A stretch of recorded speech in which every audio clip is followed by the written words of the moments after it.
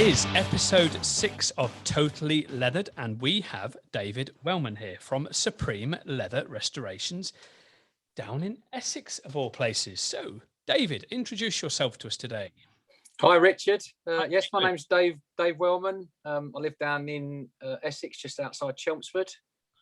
I run a little company called Supreme Leather Restorations, which I set up a few months ago after attending your good company and your good self on a week's professional course. Yes. Yeah, I mean, obviously, sort of off topic there. What made you pick us? Obviously, that's not even a question we've got here for you today, but what did you pick us over other companies that you've looked at?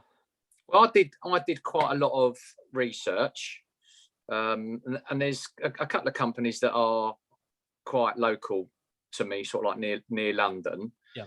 And having made inquiries with them, they didn't really sort of like give me much confidence. Yeah.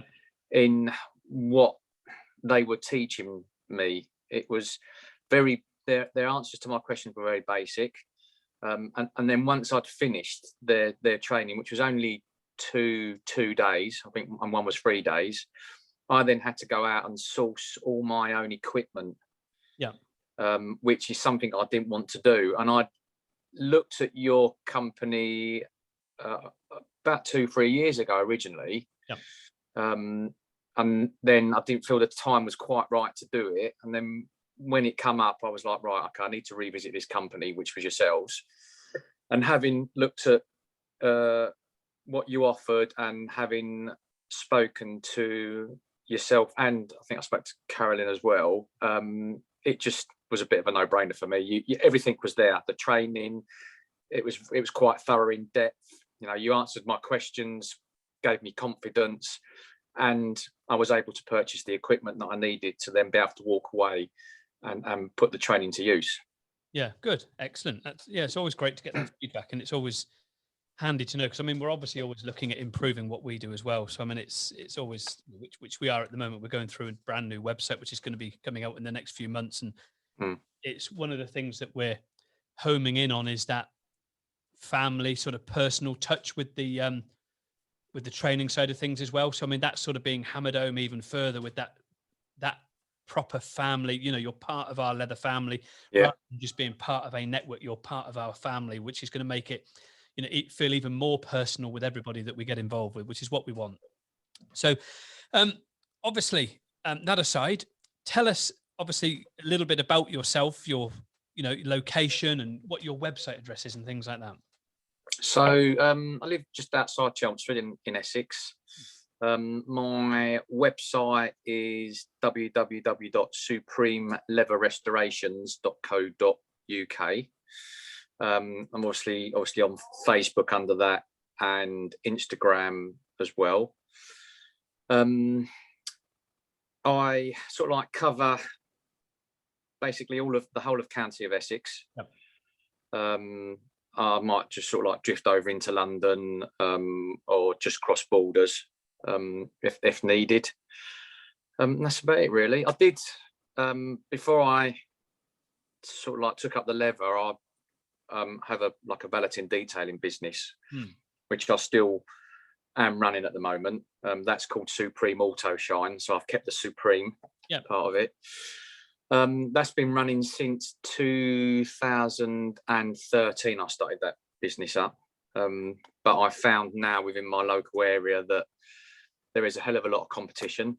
Yep. There are a lot of people that claim they do detailing and valeting, and they really don't know what they're doing. And they are doing it for tuppence. And obviously that's something I can't compete with. And I've noticed sort of like over the last 2 years that the number of inquiries have slowly dropped off. Yes. So, and that's because of the competition. Yeah. And some of these people, you know, bless them, they've lost their jobs during COVID, and they need to make ends meet. So they've gone out and bought a bucket and sponge, and they're trying to earn some money by cleaning cars. Yeah, definitely. Which you can't blame them, but no. No, I mean, it's like I drove past a hand car wash the other day, and it's your just traditional sort of hand car wash, or scratch and shine, as some people call them. Yeah. And it was that the sign was up, and they had a trolley there with this buffer, is what I'll describe it as. And the sign up was saying, "We offer full paint correction and extensive detailing services. Have your vehicle detailed within 3 hours." And I wish I could detail a vehicle in 3 hours. I wish I could machine half the car in 3 hours, Yeah. to be quite honest. It would be a miracle. God, yeah. You just can't physically do that, and that's obviously with the detailing side of it. It's like, as you know, we have the Totally Detailed podcast as well. And that's obviously a topic that comes up quite regular about trying to sort of standardize the industry with that sort of side of it, and it's just, it's going to take some doing, but it will get there eventually. And that's you sort of ironing out the sort of, the good trade from the bad trade, which you get in any profession. It doesn't matter whether you're a builder, electrician, or a plumber, or no matter what it is, even a car salesman, you're going to get good and bad in every trade at the end. Yeah, of course. So it doesn't matter what you are. It's not just sort of singling out the bad guys that are in, they're just literally trying to make a living, but they're just trying to coin that term. They're a detailer, whereas they're not. They're a hand car wash, or they're a valeting company. They're not a detailer. So there's a big sort of difference. Obviously, our other question, which you've already answered, when did you start your detailing business? Obviously, back in 2013. So, been going for quite some time, and obviously, as you say, it's things with competition and stuff sort of makes things difficult, which is one of the reasons why we got out of it many years ago, because of all the hand car washes coming in to the UK. It made it very, very difficult, but obviously we kept the detailing side of things going rather than our general valeting side of things. Yeah. Because obviously that the actual hand car washes helped us gain more detailing work rather than valeting work, because people were wanting all things corrected where it had gone wrong in the hand car washes. So obviously that helped us, quite enormously with that sort of side of it. Obviously that was 2013. So we're only talking like 7-8 years ago. What did you do before that? I did sort of like electrical engineering. So I worked for a company that goes round, and best way to explain it is a company will buy a floor or lease a floor in Canary Wharf, say, for example. Yeah. That company that will then want IP phones put in, printers, faxes, photocopiers, all sorts of computer systems, and I would go in with a team, and we would basically set that up for them. So network all their computers, their faxes, their printing machines, photocopiers, everything like that. Obviously it requires a lot of attention to detail then. Yeah. So obviously that's portrayed over into your detailing business, and obviously your Supreme Leather Restorations as well. So it's good, because obviously again, it's got to be, obviously we've got like a tiny mini network at work, and it's obviously nothing compared to something like that where you've got, maybe 50-60 people in an office, which involves a huge amount of networking, and obviously a lot of concentration to get that correct, doesn't it? So it's good to have that sort of dedication to the detail from that business flowing over into another one, which is good.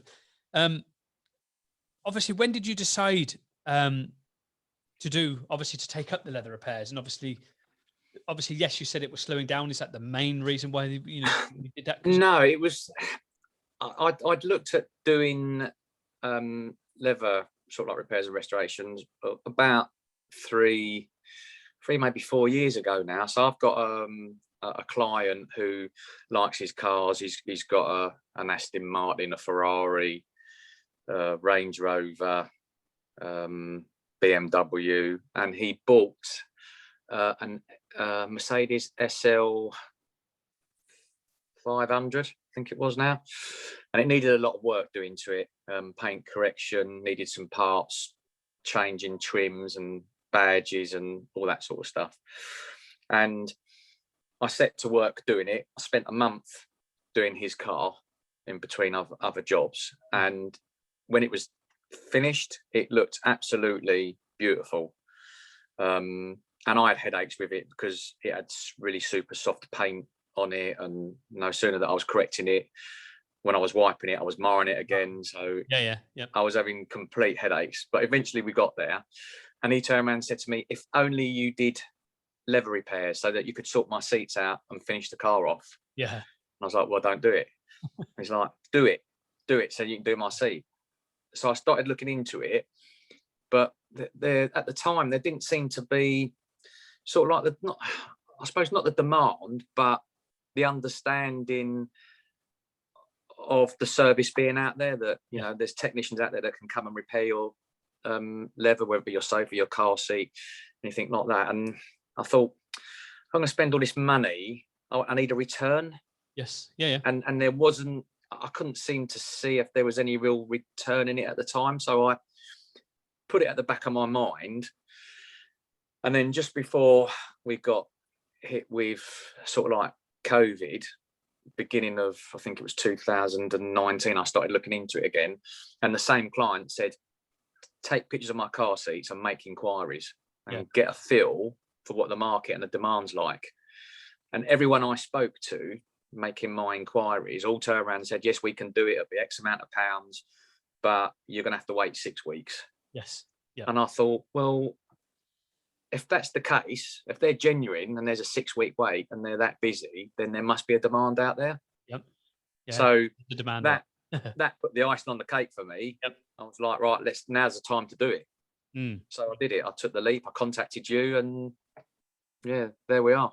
Yeah. I mean, the demand is big and it's growing all the time. It's like I spoke to Mike Redwood today. He's one of the he's quite a famous leather scientist and was a sort of practicing professor, in the industry. And it's like I was saying with Mike, it's one job that robots can't take over. Because a robot cannot. It's like you can understand. It's like trying to tell a robot that it's got to put, the sort of backing fabric underneath doing a tear and how much glue is put in and put the pin in the center, and the robot wouldn't have, even no matter how advanced they are, it wouldn't know that. And it's like doing two-toning. It wouldn't know how to do that two-toning. It's just impossible for a robot to have that sort of amount of brain power to do that. So it's with our industry, it's something, being a service industry, it's something that will never ever be taken off us by a robot. So it's something that will always be there, and there will be things that will always want to be repaired, whether that's leather or vinyl, fake leather, whether that be back into like with our other side of it, with the marble, the granite and the wood, all be repaired. And these things will always be coming along, and they're always going to be sustainable. Leather will never ever go away. No. And if you have a listen to the podcast today, you'll understand why leather will never ever go away. Because the cow, even though people have this myth about the cows with the methane gases, which yes, they do put out the methane gases.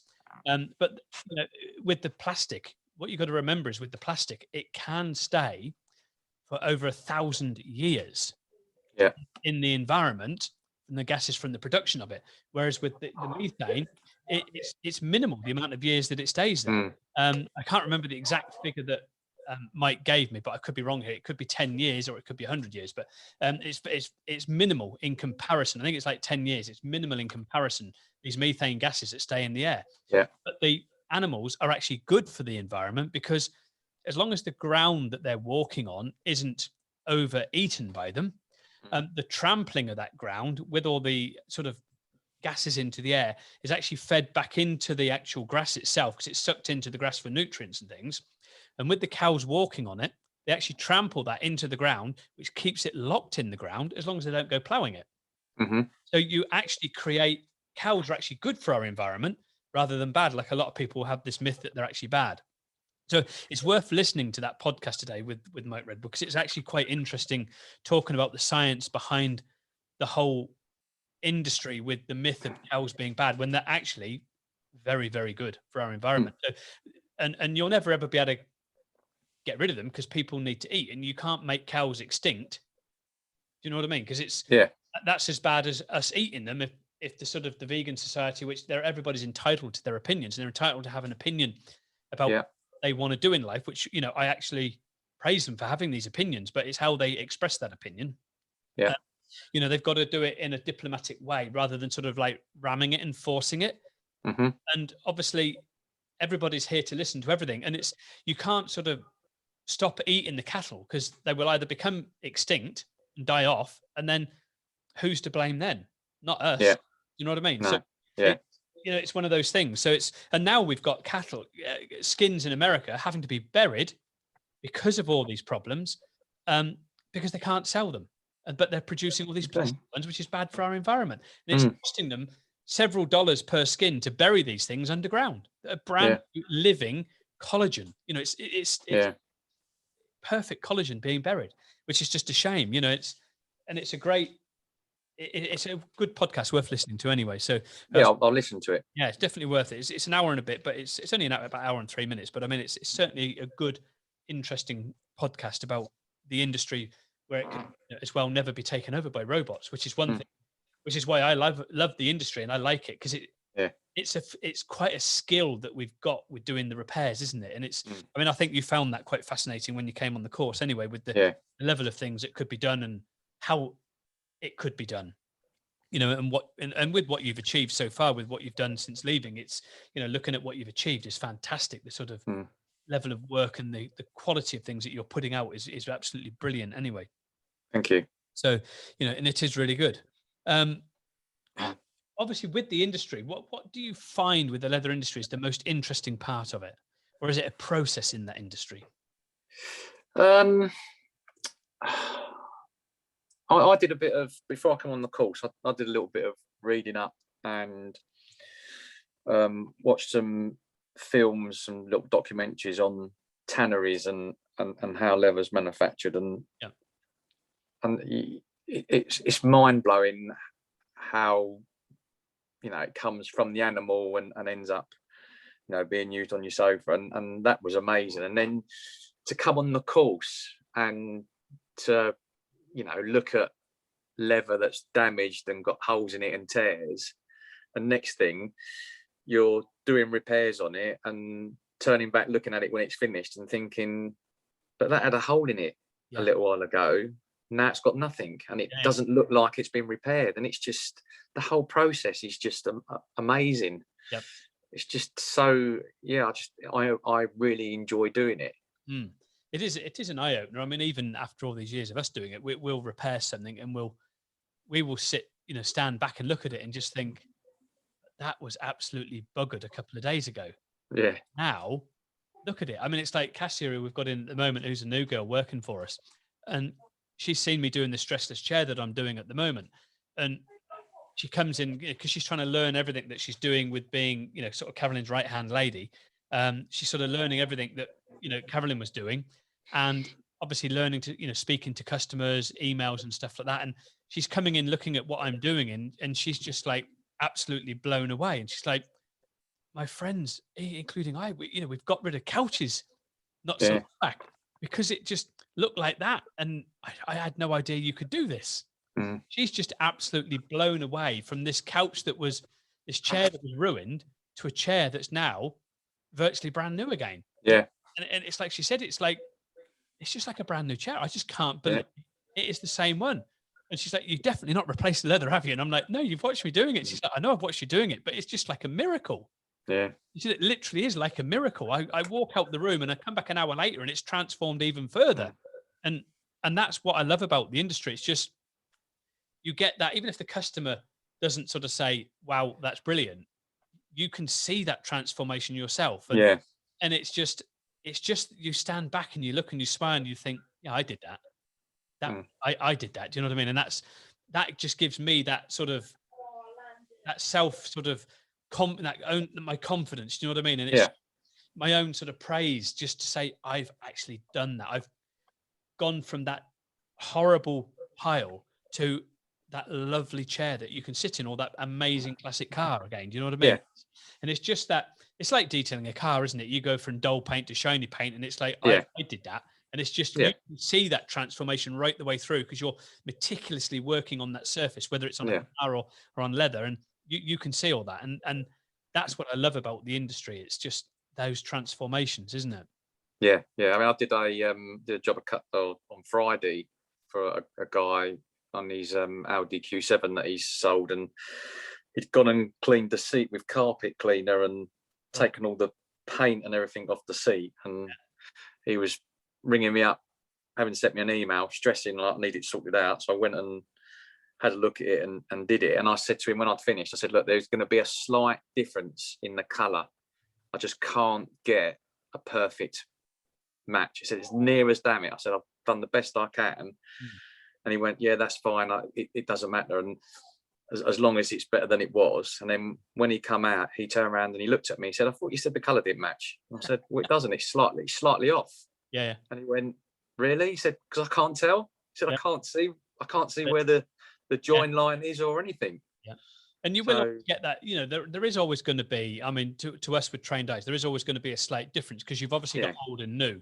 It's like painting half of a bonnet. You will always see where the new is and where the old is. Because obviously the old's going to be weathered. And the same with the leather. It's going to be, the old is going to be slightly worn compared to what you've just put on there, which is, it's a bit like replacing the leather, and you've just replaced the paint. So it's got a brand new surface in that particular area. So that alone gives you that optical illusion of a slight anyway. It's just, again, some people can pick that up and see that. You and I can, because that's what we're trained to do. A lot of customers can't see that. And I sometimes try pointing it out to them, even though I think, should I really be pointing it out? But even after trying to point it out to them, they still can't see it. And they're like, I can't see that. I can stand there and they're like, I can see it. Maybe we're just too fussy. Maybe we are. Maybe that is the problem. Too fussy. But I mean, there's nothing wrong with being perfectionists at the end of the day. And the customer sort of looks at it. It's like, honestly, pack up and go home and I'll pay you because I can't see that. It's amazing, and it's like, and I walk away and I'm thinking, I can see that. And and it's just, but you can go too far with it sometimes. Like I said, on the course, you've got to learn to sort of find that balance of where you say stop. That's as far as you can go with that repair, because sometimes you can keep going and actually make it worse than what it was before you started the repair. So you've got to learn to sort of cut that balance off as well, so where where that all ends. So that's right. It's certainly it's a great industry, and it is growing, and it's rapidly growing, and there's so many things. It's not just cars, it's jackets, it's handbags, it's shoes, there's everything. And not all shoes are painted like a lot of people think they are, and they're all finished. A lot of them are finished by hand, with all the handmade and things, which something that we're introducing as well with the sort of shoe side of things. And it's so many different sort of sides and factors to the business. It's and obviously modern car seats are different to classic car seats, as people just want all sort of different things doing it. And then we've got all different types of sofas and like that, and it's just all different, isn't it, at the end of the day? And obviously then you got flooring and briefcase and, it goes on. So it's and again, you get into London, and the guys that we got in London have done a lot with flooring and staircases and things, and handrails on staircases. It's just, the list is just absolutely endless of what can actually be done. And it is fascinating. It's it's obviously with the repair sort of side of it. I know what you're going to say, but what do you find the most difficult part of the actual restoration side? Right, so I've been thinking about this, and initially, when I come off my course from you and I started going out doing work, the headache for me to start with was the colour mixing. Okay, but having now, so I'm sort of like, been out doing it for 3 months now, and I've got to say there is a balance between the colour mixing, the colour matching, getting the colour right. The looking at the photos that people send in and trying to identify what the leather is. Is even leather.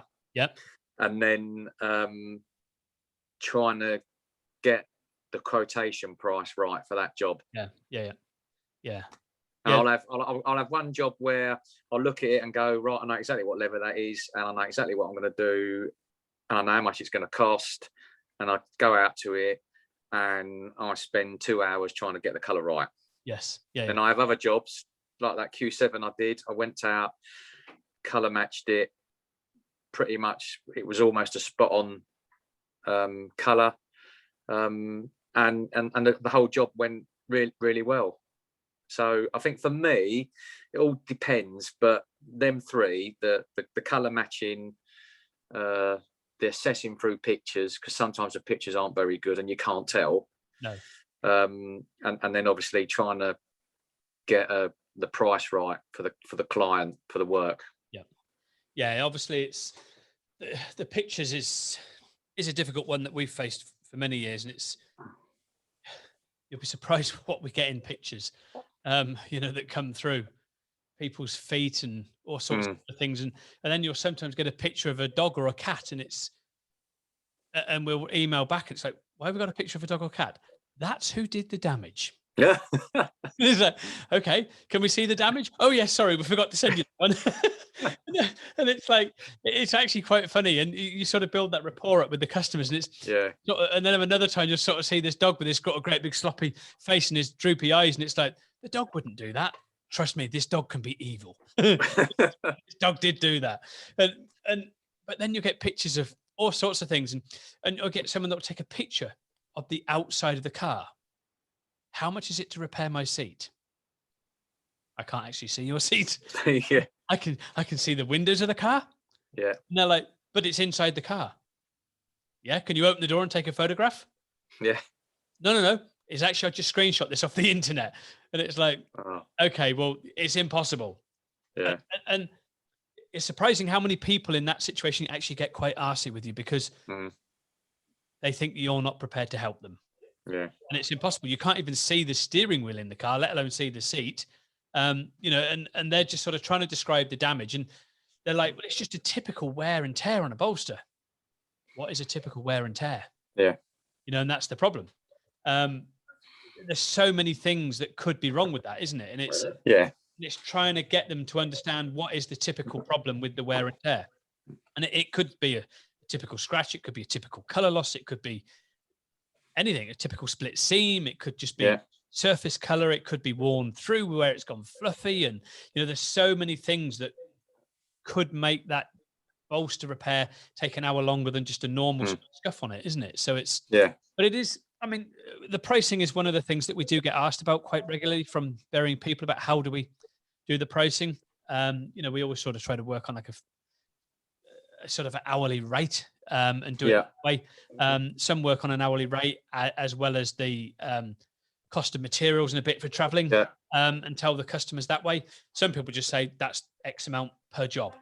And again, that's something that we can discuss, obviously on our LRC podcast events that we have anyway. So we can sort of go through that with our Zoom meetings that we have regularly with technicians. So it's something we can discuss, on our next one coming up this week. As well. So I mean, it is an interesting one, and it is very difficult knowing how to price it. Some of them you're going to win, some of them you're going to lose, and sometimes you have to take a balance with it. And that's what we've learned over the years, is just to take a sort of, some you win and some you lose, and they will all equal each other out in the end. And that's sort of addressed it and done it really. It's just how we've moved forward with the way we've achieved that sort of pricing structure. Is there a particular type of leather that you think is harder to repair than others? Aniline leather. Yeah. And you knew I was going to say that. Yeah. Oh, what a headache it is, aniline. Yeah, they can be a headache. Again, it's one of those things, I think, where getting time practicing with the anilines, you can actually see how easy they are to restore. But it's sometimes it's getting customers to understand that when they've got heavy stains in them, that they won't always come out, because it's not on the surface like on a pigment coated leather. It's in it, and you can't really get it out when it's in it. You can only get it out when it's on it, on the surface. And it's getting customers to understand that sort of aspect and that side of it, that it's because it's gone into the leather, you can't actually get that stain back out of it again.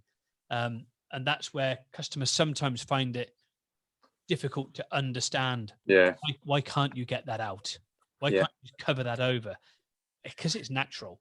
And obviously you've got translucent dyes so that it can still show that patina of the leather through. Because that's what you want. That's the whole idea of it. You want to show that natural top grain sort of through the leather, and that's what you're after. And I've had a couple of aniline jobs in, obviously one that you know about because I spoke to you about it last week. And you know, you explain this to the customer, and both have turned around and said, well, if I knew that, I wouldn't have bought it. Yeah. I get that quite regular. If people, I get it quite a lot where we sort of explain things to people and they were like, if I'd have known that when I bought it, I would never have bought it. Yeah. Yes, it's lovely. Yes, it feels like silk. Yes, it's great to sit on. But if I'd have known that, I would have never have bought it. Yeah. And I've even had it with some where they were like, I even told them I had 3 dogs. Mm. And it's like, oh God, I can just imagine what the couch is going to be like with 3 dogs, big dogs, drooling, eating chews on it, bring saliva everywhere, grease from the body oil sat on it. With the line, it's going to absorb and it's going to look shocking. Yeah. Like they say, if I'd have known, I'd have never bought it. I'd have bought a quality sofa, but I'd have bought one that was painted, which is easy to clean, you know? And it's a lot of the time, the painted ones, even when they get body oils in them, you can, in a lot of cases, repair them unless it's extreme and then the panels need replacing.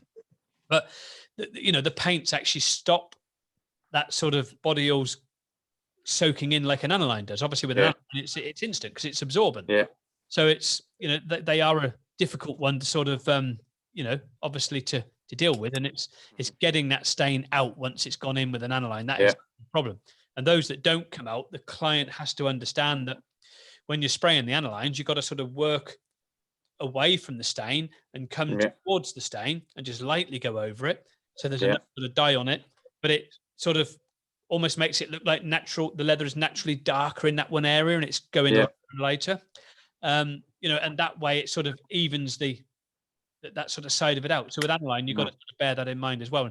And sometimes you have to go slightly darker on the suite, hide those stains, and that's got to be explained to the client. Yeah. And again, you know, with your anilines, you can still have that aniline feel, but you can put a thin coating of clear coat lacquer on there. I'd only advise one real thin coating just to help with that sort of stain prevention in the future. I think it's like with anything with leather, it's the protection. You know, protection is prevention at the end of the day. And obviously getting clients to understand that, and again, this sort of leads on to a lot of the sort of younger generation of this sort of detailing fraternity, where it's like you shouldn't put a protection on leather. It doesn't need a cream on there. It's plastic at the end of the day. We'll make it. Is it leather or is it plastic? Yeah. Well, that's got a painted surface with a lacquer on it. It's plastic. No, it's actually leather, and it's just called a pigmentation. That's how leather is made, you know, and it's been made like that for years. You know, other than when you go back, you know, into this sort of Connolly leather days where it was just edge tanned and then painted on the surface. It's obviously done with with a solvent rather than a water base. So I mean, but you get this problem where the younger generations tell people you can't protect it because it's got a clear coat lacquer on there because there really isn't any leather in that today. When there is plenty of leather there, it's this misleading myth that these people are giving out. Again, it's lack of knowledge. They think they have knowledge, but they've got the lack of knowledge, and that's when you try to help them to give them an understanding, and all you get is mocked and shouted at because they know better. And it's just, if they were to listen to people properly, they would actually learn and understand that it is leather. It does need preserving. It's like anything. Like my always argument is, why do you polish the outside of the car then? Well, it needs protecting against the elements. There you go then. Because it's going to damage the lacquer. There you go then. And they're still like, but it's still plastic, isn't it? No, it isn't. No, it's not plastic. It's actually leather with a painted finish, with a clear coat, with a clear coat lacquer on there. And we put it up in the group the other day. You know how thin that coating is. It is microns. It's literally microns thin. It's you almost to the point where you could sneeze in it, you'd blow off the lacquer. Do you know what I mean? It's jeans are one of the worst things. Rubbing in and out, it's a killer for the leather. And within the first 3 years, all that clear coat lacquer's gone off the surface anyway. And you're left with paint, which can easily stain, water based, which can absorb everything. So even from then on, it's more important to protect than it is. That's right. And if you protect at the beginning, you're just going to extend it, aren't you? Yeah. And do you find that sort of talking to customers about protection? Do you find that's difficult to sort of get them to sort of buy into that package? Yeah. I've discussed with quite a few customers about they need to consider having protection put on that, and have a similar conversation. Well, it's leather, it's got paint and that on it, it's got stuff on it, it's protected. Well, no, yes it is, but no it's not, and you need to extend the life of it and to keep it for as long as you want it to, so you get your money out of it, and it stays soft, and it's that you need to get it conditioned and protected. And I've had some that have, having spoken to them via email and then had a conversation with them on the phone, they've then come back to me and said, yeah, I've thought about it, and yeah, can you condition it? Can you do this to this sofa while you're here and condition it for us? Yes. Yeah. So the education does work. Yeah. But it's a battle. It's an uphill battle. Yeah. It is definitely an uphill battle, and it's because, again, this myth where everybody's sort of telling people that it's got this protection on there and you don't need to do anything with it. And you do, because if you don't do anything with it, that water-based painted coating is going to dry. And in a lot of cases, it's that's drying out and getting attacked by the UV rays, that's drying and shrinking, and it's cracking on where the leather's natural lines are. Yeah. Once you allow that to happen to the leather, obviously, it's like with our skin. If we get a cut, if we don't dress that cut and look after it, it's just going to go septic and rotten. And and you got problems. So if you don't look after the actual surface coating on the leather, obviously that's going to crack, and it's going to eventually be a split on the natural crease lines on the leather, and obviously it's eventually going to be a hole. So then you've got an even bigger problem and an even bigger, more expensive repair to do. And it's trying to get people to understand, that side of it, that's what they've got, that it's that prevention again, isn't it? And it's trying to get them to understand that. And again, it's like we had that little test piece that we do. I can't remember whether we sort of showed you on the training, where we draw on one side and not the other. And you clean it off, and that's the beauty of having the protection. And that's a piece of leather we've had for years and years and years, and it's literally been all over Europe, to training centres, and all around the UK at different car shows, and it's a great little piece. And normally when people see that, they're like, sell me that protection now. In fact, don't just, here's my credit card, charge my card, I want to. And normally it does it straight away, and they know the importance of it. So again, that could be a good little, I know it's not going to help you with an email, but you could maybe do something where you've got like a short video showing people that, and you have it as like a private video. It's listed on Facebook, but only people with the link can see it. And you just do a very quick video that only lasts like a couple of minutes, just to show them the differences between protection and not protection. And that would sell that package for you like that. Click, click. It would sell it all day long for you. And that, I think, would help you enormously on that education side of it, to help sell that. And it would help anybody that's listening to the podcast, that, to help them to sell that package. And it's going to help them sell that protection package a lot easier by just implementing that very simple sort of 2-minute video, and that's all you need to do, isn't it? Is a 2-minute video. And it's, because if I was sort of looking at that, I would be like, yeah, that's exactly what I want. I want my car seats, if I got a cream seat, I want them protecting like that. And that's what I want. I've got kids, they're going to be in and out, juices, drinks. I want that protection on my seats. And that's what it's about. It's obviously that protection is preserving the coating, and the longer you preserve that coating, the longer your leather's going to last, isn't it? At the end of the day. Oh, definitely. It doesn't matter whether it's on a car seat, a handbag, or we've all polished our shoes for years. Why would we polish our shoes very regularly? If they didn't need protecting. And, that's true. It's exactly why we do it. It's the same on cars. You polish the paint. Why would you polish the paint if you don't want to protect it? It's got a coating on there. It's got a metal underneath. It's got a paint, and it's got a lacquer, which is more harder than the leather. And why would you want to protect it if it's got paint and a lacquer, just like leather has? That's right. It all needs protecting and preserving. It doesn't matter what it is. And you're dealing with, the thing is with the leather, you've got to remember you're dealing with something that is basically alive, even though it's not on the animal. It's still alive. It's collagen fibers in there, and it's still alive. And if you look at what collagen is, you'll understand it is basically alive. And that needs to be kept soft and supple for as long as you can possibly keep it. Yeah. Really, at the end of the day. Yeah. Definitely. I think I find as well the education side of things, when it comes to sort of like when you quote jobs as well, because I've had a couple of people come back and say, "Oh, that's a bit expensive just to do that," because they think the repair is going to cost them £20, Yes. £25. Yeah. And then when you go back to them and say, "Well, actually, this is what's involved," and you do a brief summary of the stages and say, "And this is what the result will be like," they then come back and go, "Oh, right, okay. Oh, right, yeah, so yeah, I see why it costs that much." Yeah, exactly. Yeah.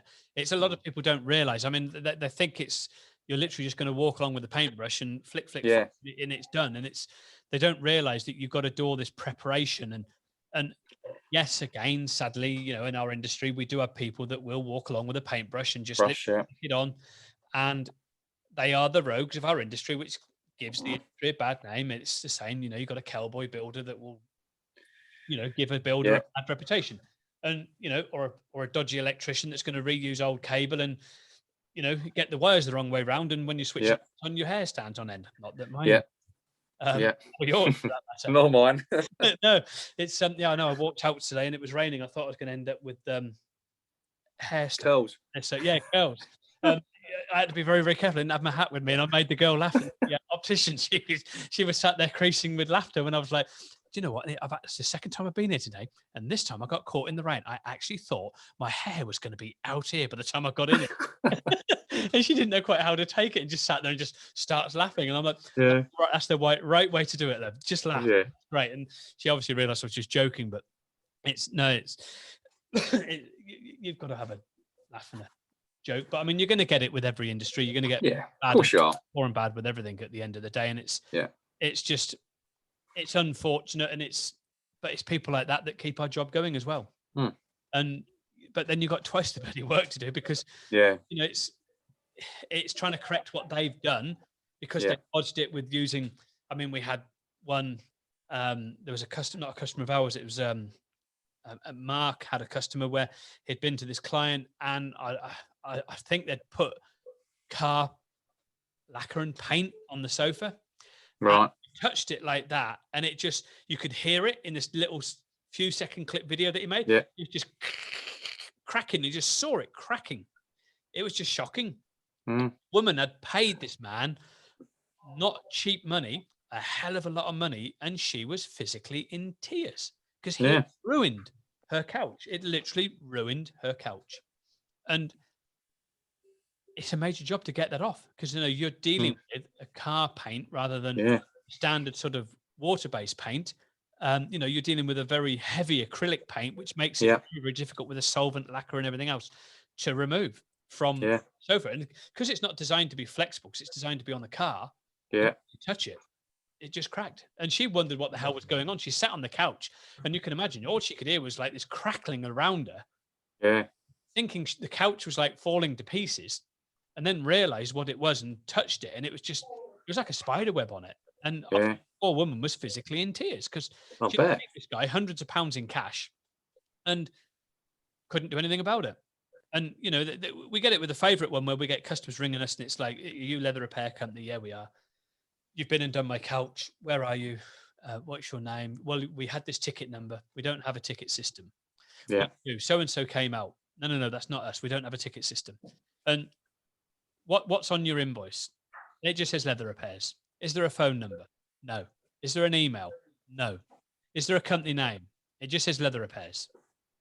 And these people are getting these people to give them an invoice. They're like, "How did you pay?" He insisted on cash. There you go. To me, if someone insists on cash, I'd be very wary anyway. Yeah. Automatically, I would be very wary if somebody said to me, "I will only take cash." Yeah. Be quite concerned. But these people are actually getting caught by these companies, and they've got no forms of getting back to them, and they've got items ruined, and sometimes items actually lost where they're sending them to people. Yeah. These people have craftily rung up and said, write the address down now on the envelope. They ring them and give them the address because they don't want to be traced. Yeah. These people sending out designer handbags worth thousands of pounds and never seeing it ever again. Yeah. It really is absolutely shocking. And we try to be as white can possibly be in our industry. Yeah. We do a lot of mail order, and we get people to sign little agreements that we've got it. It safeguards them. They've got all this in writing. It's got our details on it. It's got our address on it. It's got theirs. They pay a bank deposit, and it sort of gets rid of all this sort of stigma of people running away with things, and it helps our business enormously because we're trying to sort of get that trust into the client, and that's what you've got to do, isn't it? I mean, obviously with the leather side of it, you've got to build that trust with your clients. Yeah, that's right. To recommend you.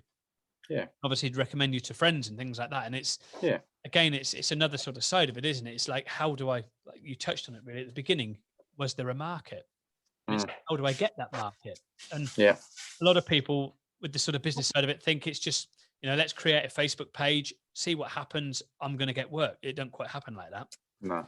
And it involves a lot of hard work, and it's a lot of hard work to sort of get it. And sometimes you do have to do the sort of advertising, whether it's on Google or Facebook or Instagram, don't you, to sort of get that awareness build up. And it's how are you sort of finding that side of it, of getting the awareness there now?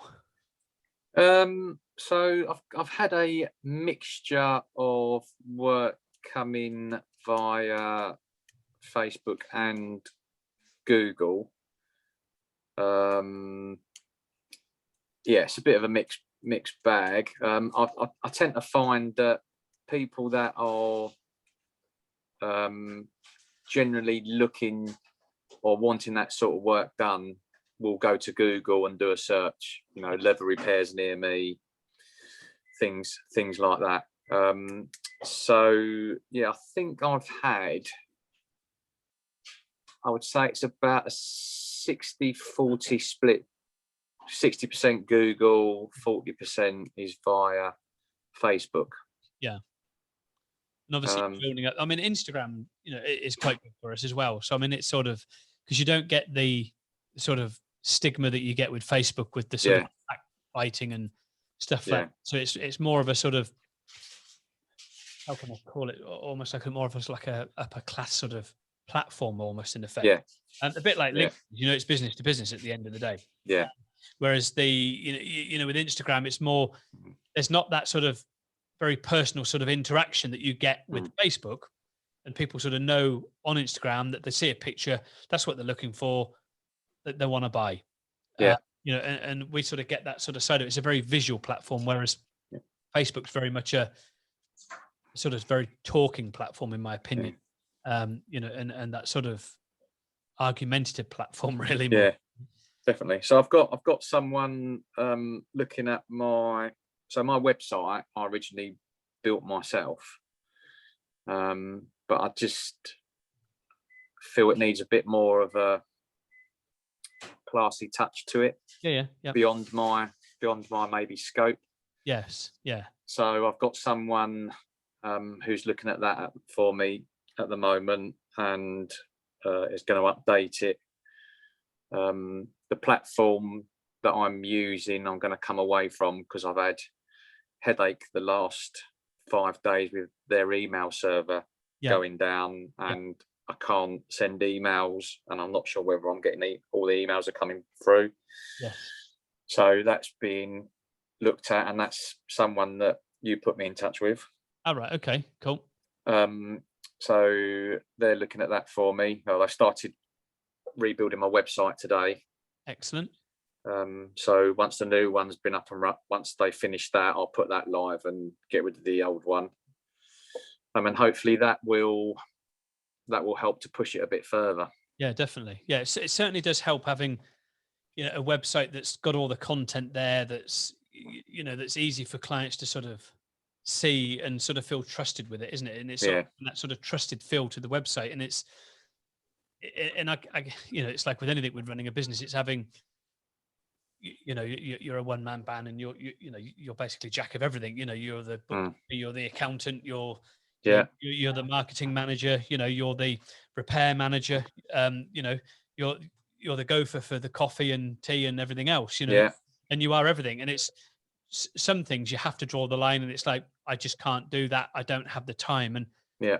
and website is a good call to get somebody else to do that. And again, we've got a couple of people lined up at the moment for different podcasts that we're doing, which are, one of them is in particular a very, very successful business friend of mine, with, a huge business in the UK, in the telecoms industry. And, we're looking forward to having him on board, because it's not just telecoms that he's involved with. It's many other sort of factors as well. And he's sort of become a friend as well over the years. And we sort of have him almost as like a mentor for us, and given us some extremely, extremely sound advice. And it's a podcast that we're going to be doing, over the next few weeks with the gentleman. And it's going to be one worth listening to, because we're talking about the proper ins and outs of running a business, the pitfalls, the things to look out for, the analytical data that you've got to follow, and all that sort of side of it. And it's following that analytical data to make the company work, rather than just saying, yeah, I know that works. Look at the analytical data. So if you were to go into the back end of your website and look at the proper analytical data, you'd see where people are coming from, so that you can target them, because you'd understand the keywords that they were using, which help you to build that website better for the future, because you can then implement those keywords, just by the searches that they do. And you should be able to do that from all the analytical data in the website. And that's how your business should be driven, is through analytical data to gain more clients. And it tells us, we never looked at it like that until a couple of years ago, after having one of our sort of first sort of quite almost sort of like, not slap wrists, but yes, slap wrists, but not slap wrists, if you see what I mean. Almost an eye opener, because I became very blinkered with our own business. We had our eyes open so far as what we should look at and what we shouldn't look at. Because I'm always like, that's where we're getting all our trade from. And it was like, show me then. Okay. And I was just stuck. Couldn't, because, and it was like I said, Richard, it's what's in your head, what you think is right. Right. And it's like, just look at the data properly. So we sat down and we literally homed in data, literally down and down and down, gave it to the gentleman. And he's like I told you, see, you're way, way, way wrong. Even what I thought was right. He said, even I was wrong, but I'm not near as wrong as what you were. He said, that's what's working for you. Now home in on it. He said, now you know what's working. You've now got to analyze the data behind that side of it and get that right down. And it was only from looking at all of this data-driven material that actually made us realize what was working, because we were focusing on the wrong areas. Because that's working. Focus on it. And we didn't need to focus on it, because it was what wasn't working that needed to be focused on, which was money. And we were focusing on the wrong thing. And it's so easy to do that, because you become blinkered with it, because you think bringing in work, focus more on it. But sometimes what is bringing in work isn't always what's actually making a profit for you. No, that's right. And that's what you've got to look at. And it's that it's really that bottom line that really matters. At the end of the day, we're all in business to make money. Yes, you enjoy it, but we are here to make money at the end of the day, aren't we? So obviously that sort of takes us on to our sort of final thing. What's the future plans for the business, Dave? Okay, so at the moment, my plans are to obviously develop the leather repair restoration side of the business, and to grow that, and hopefully, if it grows sufficiently, then I will eventually focus on that alone. And the valeting and detailing will eventually just tail off into, I did it, I had a good run with it, I enjoyed it, but it's time to move on and focus on new things. It's I mean, obviously the detailing is can take its toll with the vibration of machines on hands and your body and everything else. And I don't think people quite realize how hard detailing actually is. No, it is. It is. It's tiring. Yeah. Oh yeah. People just think, oh, it's, you're washing a car and slapping a bit of polish on here and there, and they don't actually realize how physically demanding detailing really is. It's like leather, isn't it? It's the finished product is only as good as the prep work you put in. Absolutely. Yeah. Isn't it? Yeah. It's, and that is the problem with it. If you don't prep the product properly, you're going to get a piss poor performance or whatever they're saying is, and it's and that's basically what you're going to end up with. And you're going to end up with a poor product at the end of the day because you haven't put preparation in. Do the preparation right. It's the same with anything. Get that preparation right. You will have a fantastic business. And it doesn't matter what you do. You can have a man on the left of you and a man on the right of you, or a lady on the left and the right of you doing the same business as you in the middle. But if you focus on what they're doing and focus on what you're doing and work out how to do it better than them, you're going to win every single time. If you or to just do it, even if you did it slightly more expensive or just slightly cheaper, but if you can do it better with a much better service, you're going to win hands down over these two guys here on the left every single time. And that is the sort of taking us back to the data-driven business again. And that's basically what it's all about. It's giving that better service, the better preparation for your business. It's going to give you a result at the end of the day. And the same with the product, with the repairs. Prepare the leather properly, get a fantastic result at the end of the day, don't you? Yeah, definitely. Simple as that. So, what a great podcast again. So it's been absolutely brilliant. I hope you've enjoyed it, David. It's been fantastic speaking to you again. Yeah, thanks for having me. We enjoyed it. It's been absolutely wonderful. So that was David Wellman from Supreme Leather Restorations in Essex. Thank you very much, Dave. Thank you, Richard.